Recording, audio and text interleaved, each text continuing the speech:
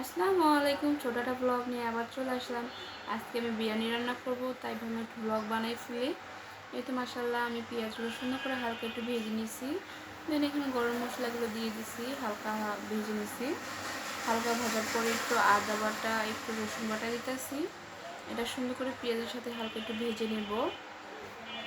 হালকা একটু ভাজার পরে আমি এখানে পানি অ্যাড করব। একটু সুন্দর করে একটু ভেজে নিলাম। একটু পানিও দিলাম। এখানে পানিটা সুন্দর করে মশলার সাথে কষায় নেব, যেন মশলাটা কষে যায় সুন্দর করে। আর মেন রান্নার উদ্দেশ্য আর কি, বাসায় মেহমান আসছে, সেই জন্য এখন বিরিয়ানি রান্না করতেছি। মেহমান বলতে মেহমান চলে যাবে, সেই জন্য আর কি রান্না করতেছি।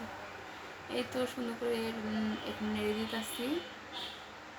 এখানে লবণ দিয়ে দিতেছি। যে যেরকম লবণ খান সেরকম লবণ দিয়ে দিবেন। আমি একটু আমার যেরকম খাই সেরকম লবণ দিয়ে দিলাম। এখানে সুন্দর করে নিয়ে নাড়ার পরে এখন আমি এখানে একটু জিরা গুঁড়া দেবো।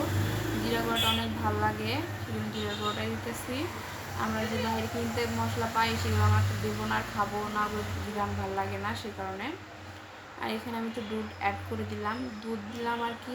বাসায় টক দই নাই, আর রান্নাটা আমি রাতে রান্না করতেছিলাম, কোনো দোকান খোলা ছিল না, সেজন্য দুধই দিয়ে রান্না করতেছি এখন। আর এই তো সুন্দর করে মশলাটা কষানোর পরে আমি কাঁচামরিচ দিয়ে দিব। কাঁচামরিচটা আমি প্রথমেই দিই, অনেকেই দেখি লাস্টে দেয়, কিন্তু আমি প্রথমেই দিই। আর এই তো মশলাটা কষানো হয়ে গেলে আমি এখানে একটু গরুর মাংস দিয়ে দেবো। আজকে আমি 5-6 জনের জন্য রান্না করতেছি। এর আগে কখনো আমি এত মানুষের জন্য রান্না করি নাই, 2 জনের জন্য রান্না করছি, কিন্তু আজকে অনেক মানুষ হয়ে গেছে বাসায়। তো ভয়ে ভয়ে ছিলাম এতটুকু মানুষের রান্না আমি কী করতে পারবো কি পারবো না, দেন পারছি। এই তো সুন্দর করে একটু গরম মশলা সব কিছু দেওয়া শেষ, এখন একটু পানি দিলাম।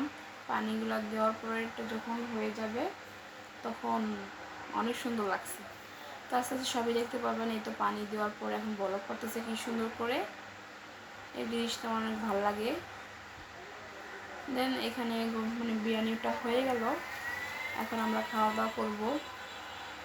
তো প্রথমে কিন্তু আমি কড়াইতে রান্না করছিলাম, পরে পাতিল ইউজ করছি, কারণ ওটা আসছিল না, একদম ভরে গেছিলো, সেই কারণে। এই তো আমার বিরিয়ানি মাশাআল্লাহ অনেক সুন্দর লাগতেছে, আর খেতেও এত মজা হয়েছিল কি বলবো।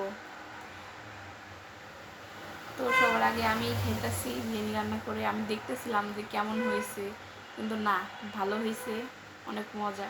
তো অনেকে ভাবে যে বাসার মশলাগুলো দিয়ে আর কি রান্না করা যায় না, মজা হয় না, কিন্তু আমি ভাবি যে না, বাসার মশলা দিয়ে রান্না করলে অনেক মজা হয়। তো এতটুকুই, আল্লাহ হাফেজ, আসসালামু আলাইকুম।